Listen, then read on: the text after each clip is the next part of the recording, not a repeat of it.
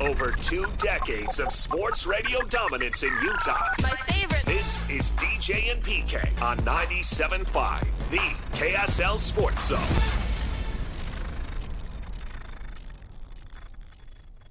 DJ PK, and we are joined now by Elaine, Elliott, former women's basketball coach at the University of Utah. Will be honored at the Huntsman Center this weekend with a banner going up in the rafters. Elaine, good morning. Good morning, guys. Does it seem just totally bizarre? I mean, you still remember, 25-year-old Elaine. It's like, how is this happening? You're getting a banner recognizing 582 career wins, obviously NCAA tournaments and deep tournament runs, Sweet 16, Elite Eights, all that kind of stuff. It's all coming together. I assume you're going to have a lot of people there. Well, you said it all in terms of, is this really happening? Yeah, does this happen to people? You never once consider this. You go to practice every day and you love everything about what you're doing, and you get to have these lasting relationships with kids who now are about for the total of about 47 years as we count from when I started. And I just, I'm so lucky and thankful because there's exactly one way anything this ever happens for a coach, and that is the players who won all those games.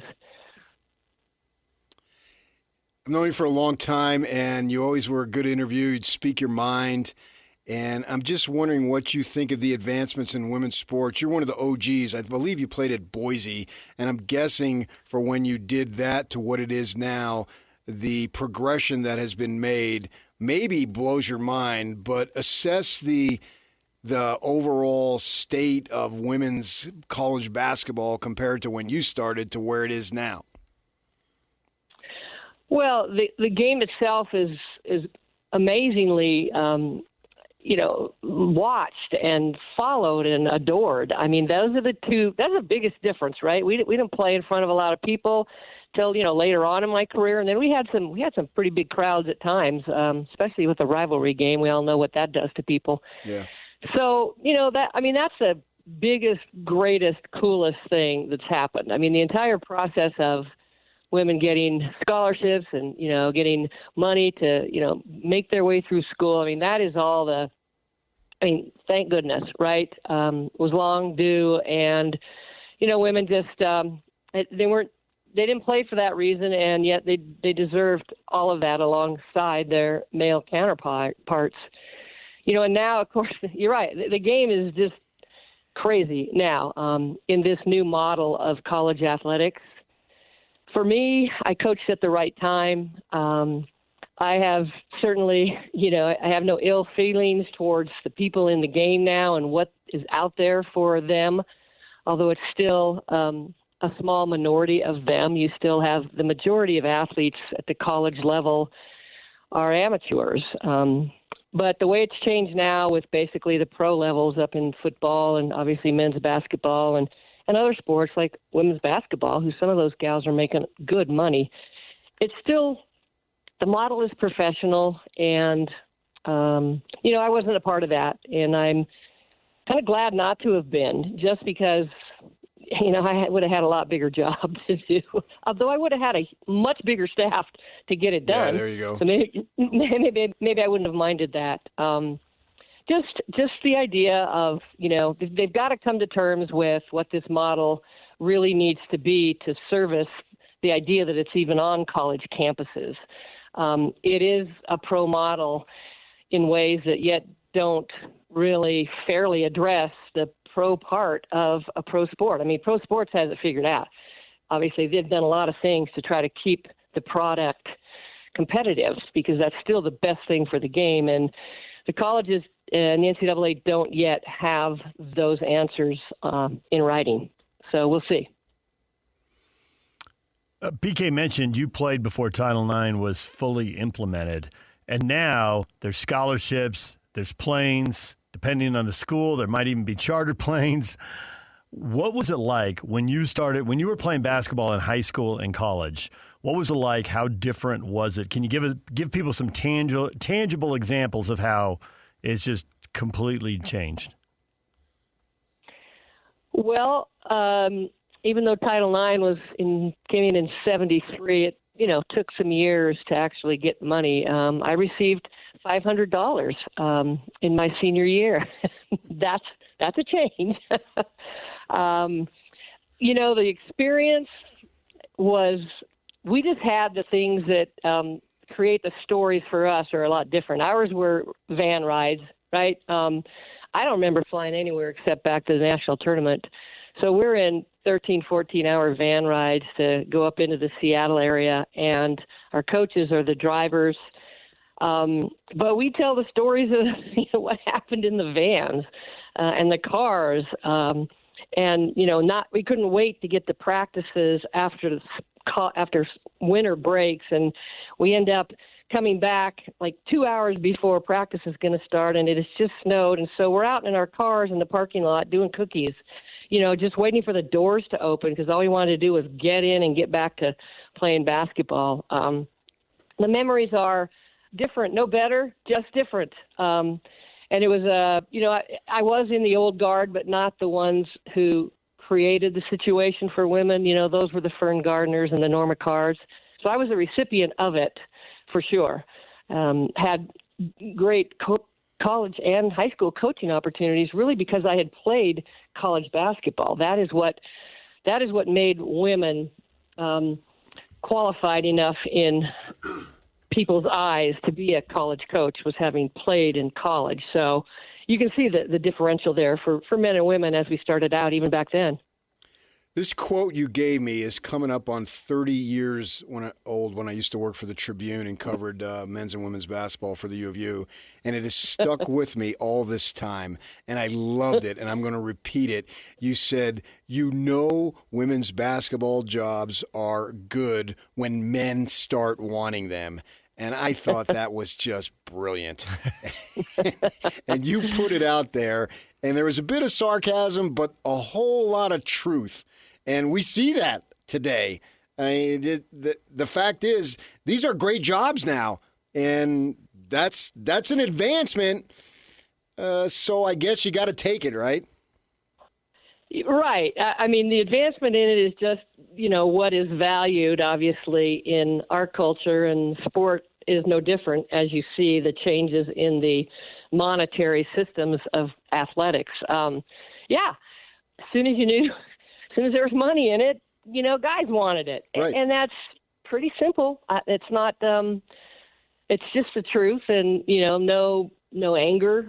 You can't change things until they're ready to change. And the thing that was great was, as women played college basketball and became very good at the game and understanding it and turning it over and coaching women in the game, well then, even the men who controlled women's athletics understood the value in women coaching women. So we sort of went through that time frame where, men started to take jobs that women always had. And then you started to see it, again, even up over time.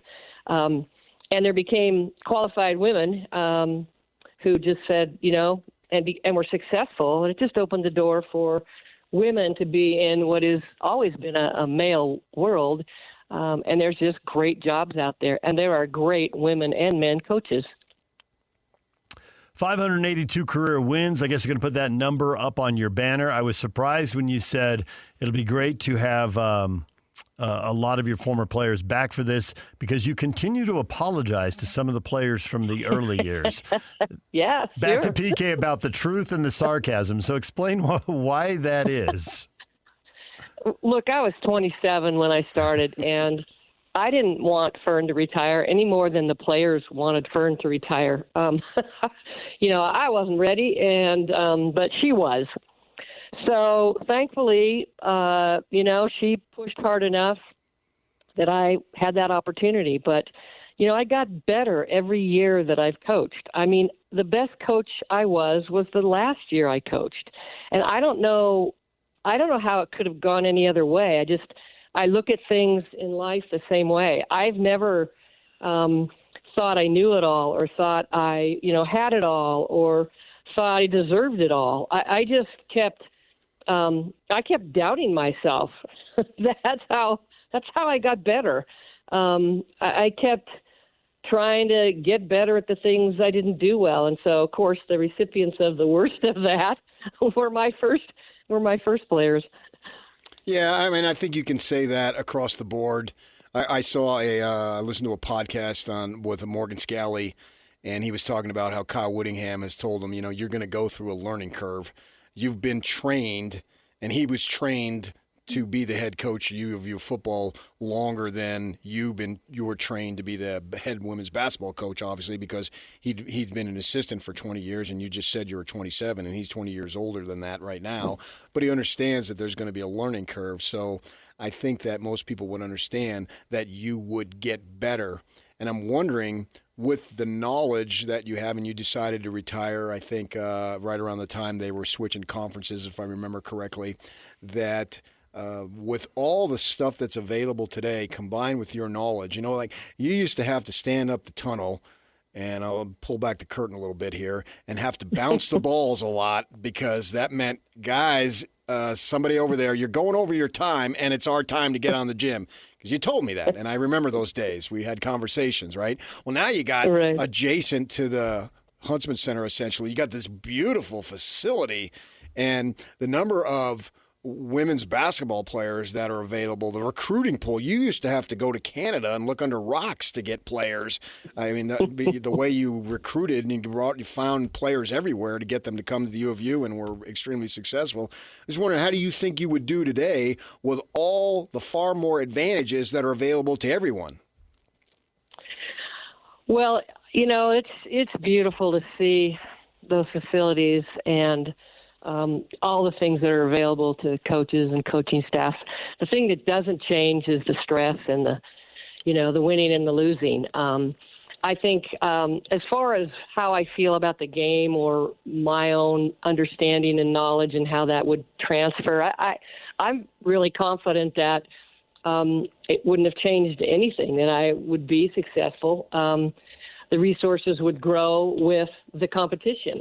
The thing that's always important is that you should always want to be and expect to be around the best all the time, comparative to, certainly, teams that share the same resources.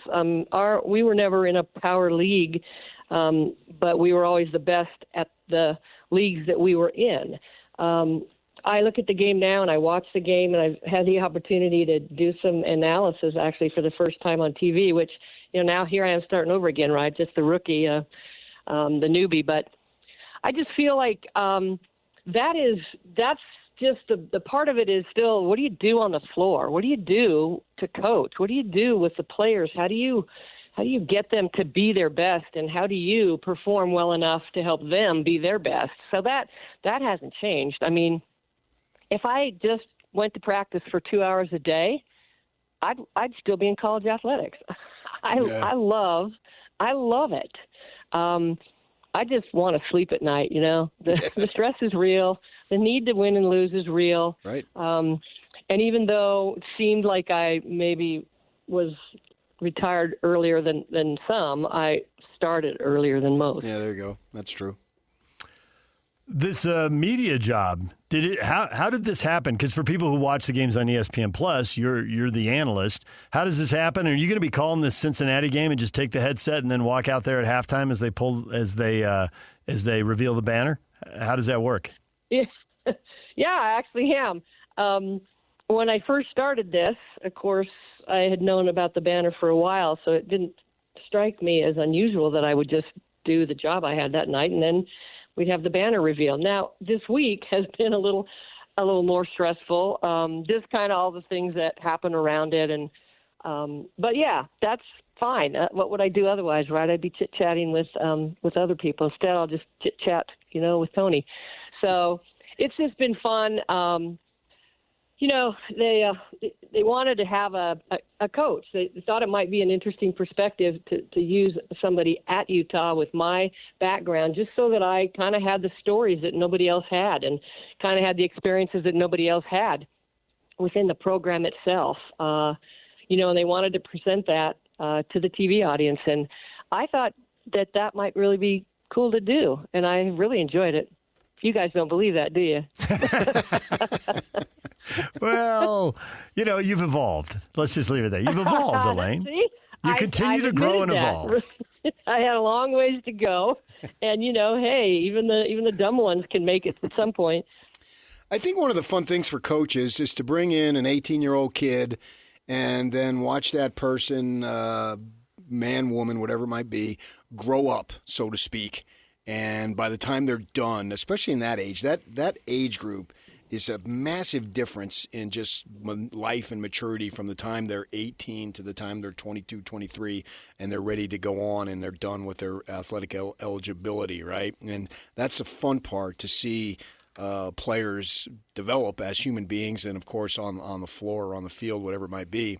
With that in mind, it's not as prevalent in the women's game, but it's still there, this immediate eligibility and the rampant transferring and all that. And then, you wonder what is lost in the translation of doing all that in the process. I'm just wondering what you think of the rules that are available that kids can hopscotch if it's not working.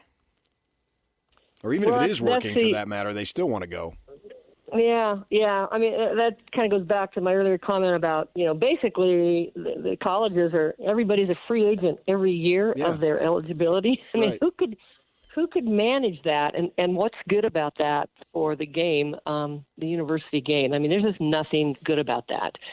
So again, rules somehow they have to change. They have to try to manage that in ways that can keep this competitive. And as far as the the personal experiences and those parts, there's nothing that equals what happens in programs and with the people in programs who have a 4-year to 5-year experience with teammates that are theirs and always theirs, and coaches who are there. And share that with them and help grow them. I mean, I still, I watch kids go through the pains of those college years, and you can't speed up their path. They're going to get where they're going to get to. You're there for them like a parent would be for them, but you're also understanding that, they're going to come out the other side. And I see now the kids that have those kinds of personal things occur in college years that we were there for, we knew of, but we couldn't change for them. And now they're out there, with lives and careers and professionals that they're the ones doing that kind of work with kids in that formative age. You can't do that in a year, and you can't experience that as a player and as an athlete. As I talked on Friday night a little bit at our legacy dinner that before Saturday, it's going to include the idea that the experiences that they talk about and the stories that we have are things that these kids went through because they shared a period of time and a period of experiences, and not just a season of basketball. Right, so exactly. I feel badly for that. That's the part. I don't like that part of this model. I think it's bad. I'm glad I'm not part of that. I'm glad that I'm part of the experience as it was when I was coaching. Elaine Elliott, longtime Utah women's basketball coach, joining us Saturday. They will put a banner up in the rafters with her name on it, her 582 career wins. 15 conference titles, 15 NCAA tournament appearances, including the Sweet 16 in 2001 and the Elite 8 in 2006. So many memories in the Huntsman Center. And I know this is above your pay grade now, but when you heard they were probably pivoting from building a brand new arena to remodeling the Huntsman Center, is there a part of you that likes that, given all the memories you have in the Huntsman Center? Well, yeah, no, you think, I still have people I could bring back, right? I have nieces and nephews and say, hey, look where I, coached for all those years. So there's a nostalgia to it. At the same time, this is how it works, right? There's going to be you just move forward. And part of that is going to be moving to new physical facilities. So, my heart isn't broken. It's just, not a bad question to ask and something to reflect on, but nothing to worry about. Well, Elaine, I call you Coach. I'm not comfortable calling you Elaine, so I'm gonna stick with what I knew, calling you Coach. It was a pleasure to cover your program all those years. You guys were as fundamentally sound as anybody, and I think this is an honor that's well deserved. So congratulations. Listen to both of you. I just can't thank you enough. And Pat, yeah, those were the good days. You were always good. You were always good, and you were always fair, and nobody could ask for more. Thank you. Elaine, thanks for joining us, and enjoy Saturday. It should be fun. Thank you so much. See y'all at 5 o'clock. Okay. Elaine Elliott, Utah hosting Cincinnati women's basketball game, 5 o'clock. She'll be on the broadcast on ESPN+, and then they will honor her with the banner, and then she'll finish calling the game. DJ and PK, it's 97.5, the KSL Sports Zone. You can head on up to the Huntsman Center if you want to enjoy that on Saturday. Stay with us. Nobody brings you better coverage of the teams you're passionate about than these guys. Try some more. This is DJ and PK on 97.5, the KSL Sports Zone. Scotty G, Friday from noon to 3 at Tim Dolly Mazda, Southtown, 107. 85 South Auto Mall Drive in Sandy. BYU basketball team. The BYU basketball team, we'll talk with Dave Rose about the BYU basketball team. Jimmer Fredette will be honored this weekend. Dave Rose is going to join us at 9 o'clock. Right now, the BYU football team. It says 9:30 on here. And we'll talk to him in the 9 o'clock hour, he says, trying to save that. The BYU football team, the leading receiver, has been charged and is going to be in court tomorrow on rape charges down in St. George, held without bail in Washington County. That's bad. The incident in question here reportedly happened a year ago. The woman went to the hospital. There's been a long investigation. It's not clear to me. I don't think it's clear to you either why it took so long, why charges now. All of that will be, I guess, resolved in court starting tomorrow, and then we'll just see where it goes from there. So we're going to set that aside right now and just talk about the sports implications, which we get are not the most important implications, but they are the ones that we are qualified to talk about at least a little bit. And a lot of this, PK, is really hard for me anyway, to predict. You know, there's an image issue. When we talked about this in the 7 o'clock hour, you pointed out no school wants this, right? Nope. No school, no president wants to look up at a TV and see name of my school followed by these allegations and the court details. Uh-huh. So then on top of it, it's a private religious school, which at times has not had these issues, but there was an issue similar to this a year ago, and there were issues similar to this when you were on the beat 25 years ago. And obviously some of the people have turned over, and there's new people in new jobs, and it's 25 years later, and so I don't know exactly how they're going to react. But I wonder what the fallout is on the sports side of this, which I know is not the most important side of this. Let's be clear on that. But the most important side of it, we're not qualified to talk about. It's not really what we do, so we're going to set that aside for now. But I'm just curious how administrators are going to look at this, what the repercussions will be for the football program. There are a lot of people who can have a say on campus and how a sports program is run. And I just wonder what this is going to mean. And I don't know that you can answer it, but I suspect you're wondering the same thing. Well, we know that it's a bad look, obviously. It's a bad look at ASU. It's a bad look at Santa Barbara. It's a bad look anywhere on the planet, right? So we understand that. But obviously with the BYU situation, and by their own acknowledgement being closely aligned with the Latter-day Saint Church, plus it is a missionary tool by their own acknowledgments. Nothing that I'm saying. Right. I'm charged to watch the football team. I'm not charged to watch the missionary efforts. But nonetheless, when we're talking to people at practice or at games or in the community, it has been acknowledged by multiple people multiple times. Right. And so it's a fact. I believe it. And when I was the beat writer back 20 years ago or so, a little longer, 25 as you say, so many people were furious because they were losing too. They sucked. Not that, well, you're going to look the other way if they're winning. That's not the point. But I had people tell me, high-ups tell me, if we're going to have a football program, I would rather lose than have this off-the-field incidents. And that I still remember that one day, start of practice, there were so many news people there. And Mike Hendrick was there. Mike Hedrick, who's Yeah.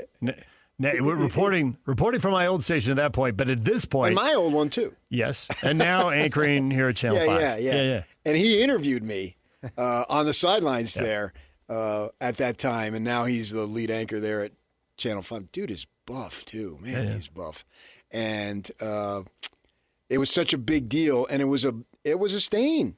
And they can't afford to have stains. They want to put their best foot forward, obviously, for their university, for their football program, for their institution of the Latter-day Saint Church. All understood. And this is a bad look to have it 2 years in a row. I'm not going to sit here and say that, oh, wow, they got an epidemic. Guys are going crazy, and they're looking the other way for the sake of winning. I am not under any circumstances willing to go there. Maybe if I had more information, but I don't have that right now. I do not believe that. I want to make that abundantly clear. I do not believe that for sure. But you and I both know how it works, and I've heard this specifically about Arizona State. I've heard specifically about UC Santa Barbara. Getting kids admitted to school. And there's so much NIL and transfer stuff now. But working with the admissions office, like this isn't they're going forward, there are multiple people on a campus who can have a say on who gets into school and who doesn't. Mm-hmm. And I just wonder what they're thinking now. Well, as I understand it, I don't know this for sure. I believe Parker Kingston is a member of the Latter-day Saint Church. And so that would be viewed a little differently than somebody who isn't. What are their standards? And the standards, are they being taught? Are they being enforced? Clearly, they've loosened standards with the grooming. That's a fact. Haircuts look different than they used to look. Yeah. And I'm not sure about stuff that I really don't want to get into because I don't want to get into personal lives. But I can tell you not all the coaches are going to church. And that used to matter. I had a prominent coach in town tell me that Bronco wanted to hire him, and he was an inactive member of the faith, and so he couldn't get the job. And they pivoted and went in another direction.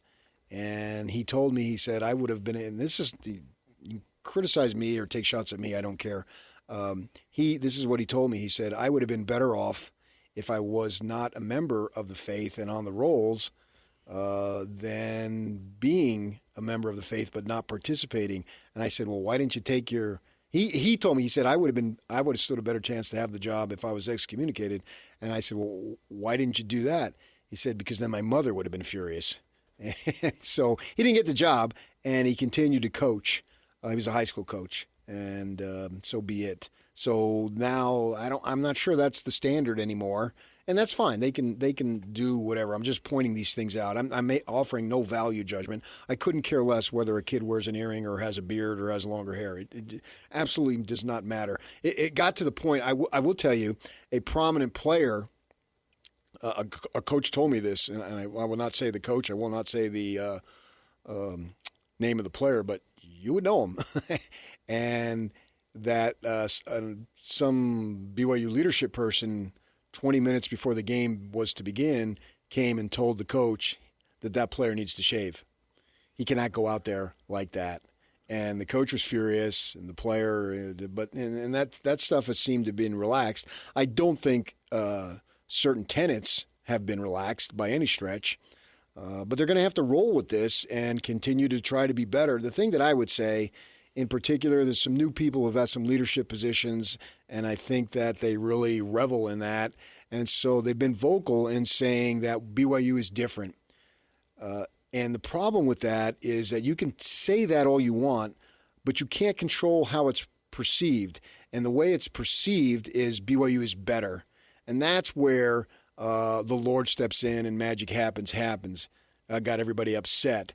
And even though now, my gosh, every interview seems we stop, I want to thank my Lord and Savior, blah, blah, blah. It is routine at this point. In those days, it was perceived as, well, God favors BYU over Utah. That's the way the Utah people took it, right? I don't think that's not the way Austin Colling meant it. I'll go to my grave saying that. And he only told it to one person, and that person was me.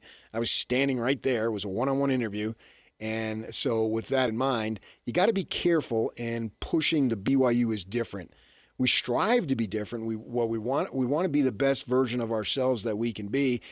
We have what would be known as different standards, but just let the standards speak for themselves. Don't tell me that you're different, because what you're saying is you're better. And I can tell you that that's not received well. And that was a lot of the friction between the coaches back when. When it was Kyle and Bronco in that era. Right. Yeah. Yeah. And it spilled over into recruiting and who said what to which recruit and what did you really say and what your did you really mean. son goes there and in a year, here's what he'll be doing. Yeah. And that got under their skin.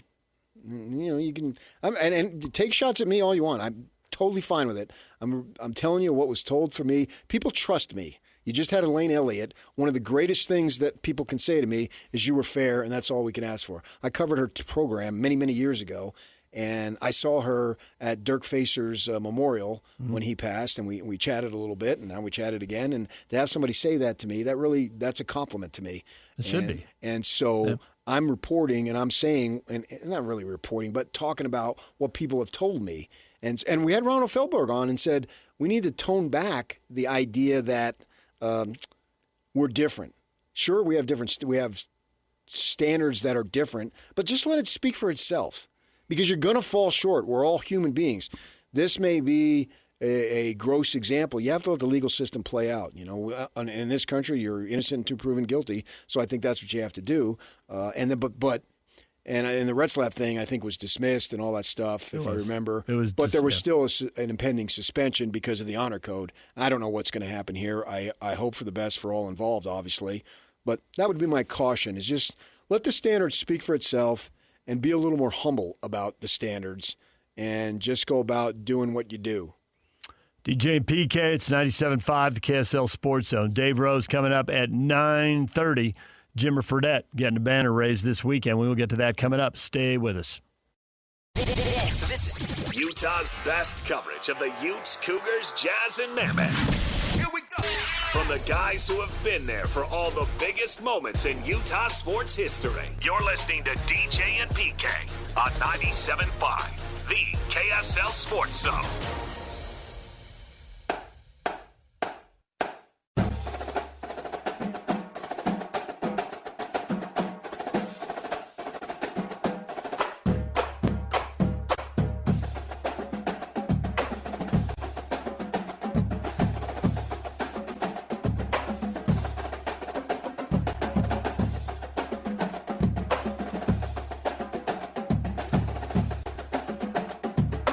John Watson, Northern Utah High School Player of the Week Award, honors the top boys and girls prep basketball players each week during the high school basketball season. Our winners this week, Brian Bernards of Clearfield and Carter Robinson of Syracuse High. Bernards tallied 19 points and 5 assists in a 73-32 rout of Roy and followed up with 11 more points in a win over Westfield.